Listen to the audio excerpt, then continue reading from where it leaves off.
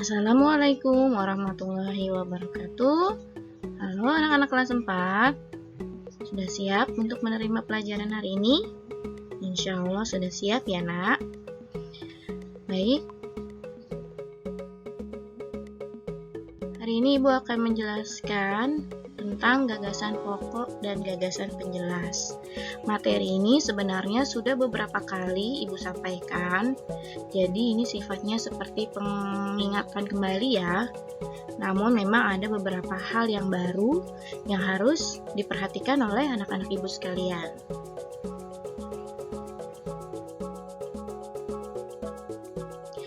Pertama, Ibu akan menjelaskan tentang pengertian dari gagasan pokok dan gagasan penjelas itu tersendiri ya.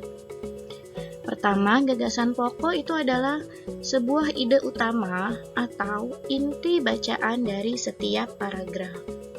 Sedangkan gagasan penjelas adalah kalimat penjelas yang mendukung atau menjelaskan dari gagasan pokok yang sebelumnya tadi itu.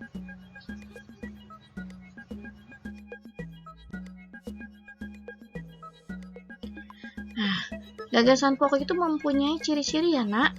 Ini dia. Biasanya terletak di awal atau akhir dalam sebuah paragraf. Nah, dari ciri-ciri ini ada punya ciri-ciri khusus lainnya ya. Yang pertama, jika gagasan pokoknya itu terletak di awal paragraf, maka ada ciri-cirinya yaitu adanya pengulangan kata di kalimat selanjutnya. Terdapat kata ganti orang, misalkan ia, mereka, nya, dan ada kata tunjuk, ini, itu, tersebut. Nah, ini ciri-cirinya ya. Kalau ada ciri-ciri seperti ini, maka biasanya gagasan pokoknya itu terletak di awal paragraf. Nah, kalau untuk gagasan pokok yang terletak di akhir paragraf, biasanya paragraf tersebut memiliki ciri-ciri pada kalimat akhir, itu biasanya ada kesimpulan yang ditandai dengan kalimat oleh karena itu, dengan demikian, oleh sebab itu, dan terdapat simpulan penegasan. Biasanya ditemukan kata jadi atau bahkan. Kalau kamu menemukan ciri-ciri seperti ini, biasanya gagasan pokoknya terletak di akhir paragraf.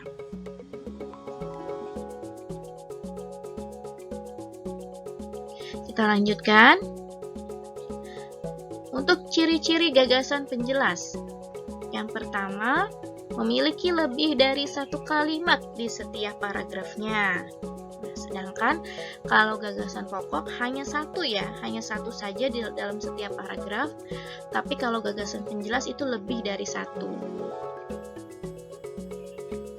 Kecuali sedikit ya kalimat dalam sebuah paragrafnya. Misalkan cuma 2 kalimat.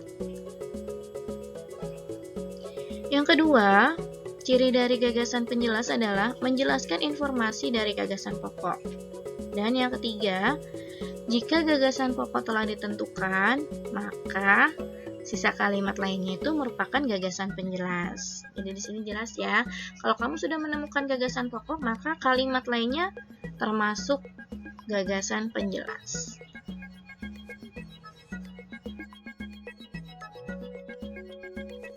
Nah, untuk nama lain dari gagasan pokok, jadi ada sebutan atau istilah lain yang mungkin anak ibu nanti akan temukan dalam menjawab soal atau dalam materi-materi yang lain ya, materi-materi pembelajaran yang lain, yaitu nama lain dari gagasan pokok, ada pokok pikiran, ada juga gagasan utama, dan pikiran utama. Kalau nama lain dari gagasan penjelas itu biasanya gagasan pendukung.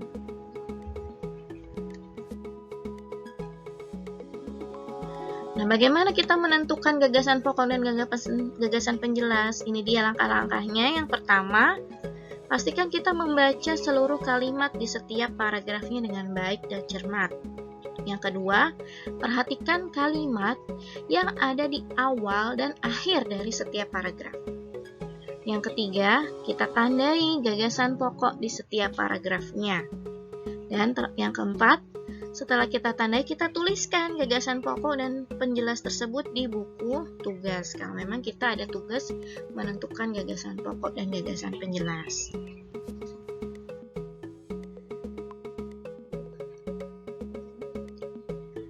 Oke, ini Ibu akan menjelaskan lebih detail bagaimana kita menentukan gagasan pokok dari sebuah paragraf. Yang pertama, bisa kita lakukan adalah ambil langsung dari kalimat utama. Jadi, di dalam sebuah paragraf, sebelum kita menentukan gagasan pokok, kita bisa menentukan dulu kalimat utamanya. Bedanya apa gagasan pokok dengan kalimat utama? Kalau kalimat utama itu sama persis dengan redaksi yang ada di dalam paragraf.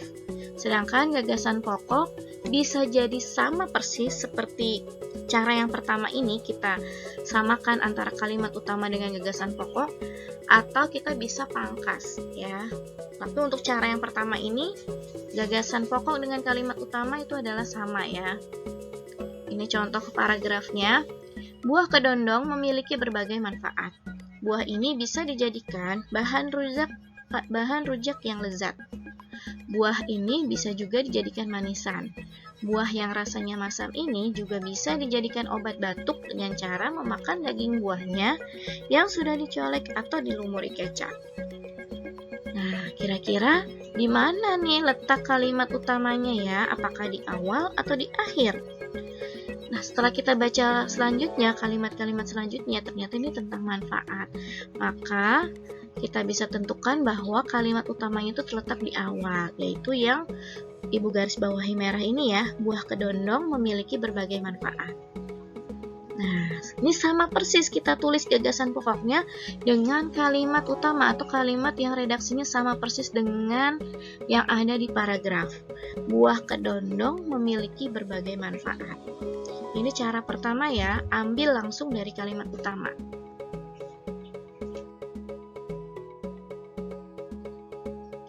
Cara yang kedua, kita bisa mengurangi kata yang ada dalam kalimat utama.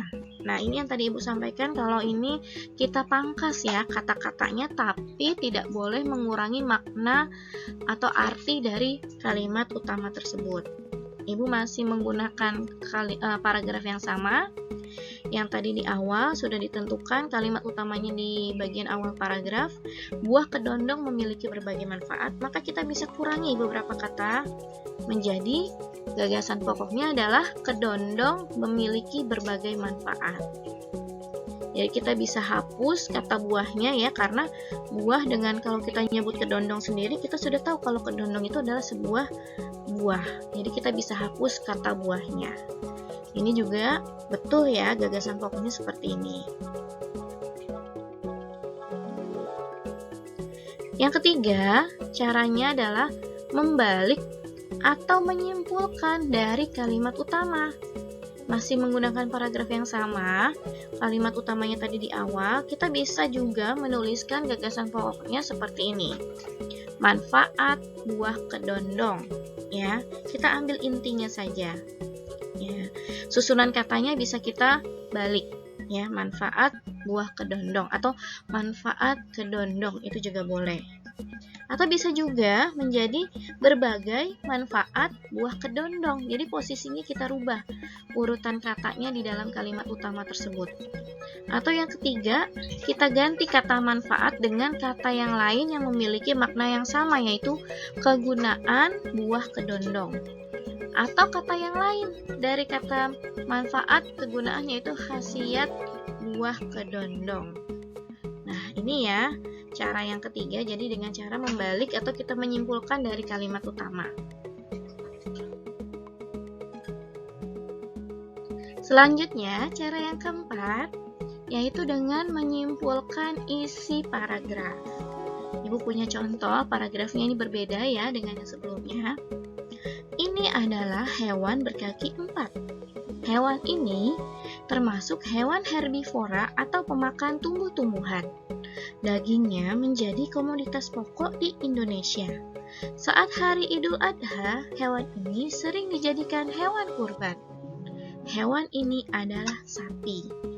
Kalau anak ibu bisa perhatikan, di akhir ini adalah merupakan kesimpulannya. Kalau anak ibu tadi ingat ciri-ciri ciri-ciri gagasan pokok, kalau ada kesimpulan di bagian akhir, maka kalimat utamanya itu atau gagasan pokoknya itu terletak di akhir paragraf. Sehingga ini dia ya yang ibu garis bawahi, merupakan gagasan pokoknya.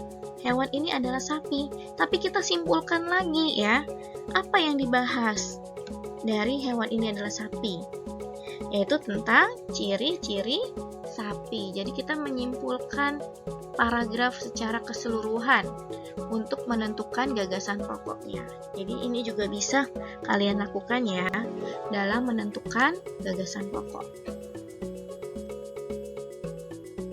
Baik, kita lanjutkan. Ini ada contoh teks atau contoh paragraf yang lain. Minyak bumi merupakan salah satu sumber mineral yang sangat dibutuhkan manusia. Minyak bumi didapat dari sumbernya yang berada di bagian kerak bumi. Proses pengambilannya dengan cara dibor di kilang-kilang minyak. Tidak bisa terbayang seandainya minyak bumi habis. Keberlangsungan hidup manusia akan banyak masalah dan kacau. Nah, kira-kira di mana ya letak gagasan pokoknya? Betul ya, ada di awal, yaitu minyak bumi merupakan salah satu sumber mineral yang sangat dibutuhkan manusia. Jadi gagasan pokoknya terletak di awal paragraf ya. Ini bisa kita ringkas nih gagasan pokoknya, kalau yang di atas kan kalimat utama. Sedangkan kita bisa tuliskan, kita bisa mengurangi beberapa kata. Misalkan kita hapus nih kata salah satunya dan sumber, jadi menjadi minyak bumi merupakan mineral yang sangat dibutuhkan manusia. Jadi ini gagasan pokoknya ya, kita kurangi beberapa kata tanpa mengubah arti dari kalimat tersebut ya. Sedangkan gagasan penjelasnya itu adalah semua sisa kalimat selain gagasan atau kalimat di dalam gagasan pokok. Oke anak ibu, itu saja penjelasan dari ibu. Terima kasih banyak atas perhatian semuanya. Semoga bermanfaat untuk kamu semua ya. Ibu akhiri. Assalamualaikum warahmatullahi wabarakatuh.